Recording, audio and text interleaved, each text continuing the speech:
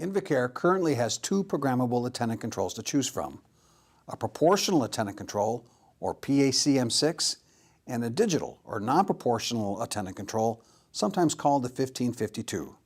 Both have an on-off switch that will override the power wheelchair's driver control and take over driving.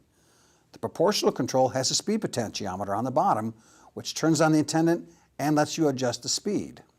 The digital control simply has an on-off switch. When you turn on the attendant control, both text and an attendant control icon will appear on the display. Setting up the proportional attendant control is easy. With the power to the wheelchair turned off, simply plug in the attendant control into the Mark 6 bus network, turn the wheelchair back on, and your attendant control is ready to use, no programming needed.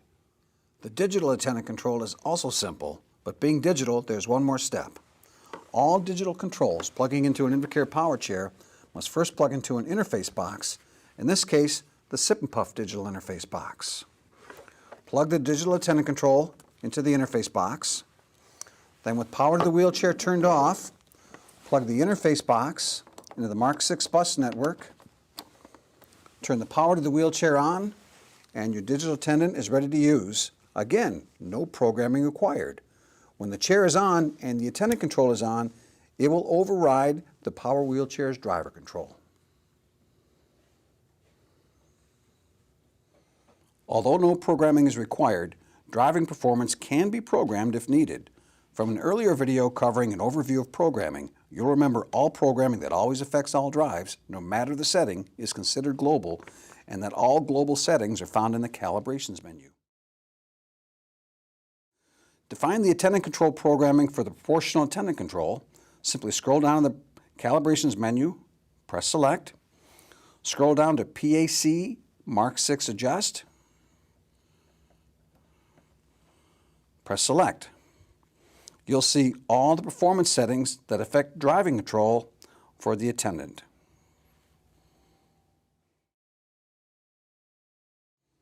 A common adjustment made for the proportional attendant control is axis selection. The proportional attendant control is used on many chairs and mounted in different locations.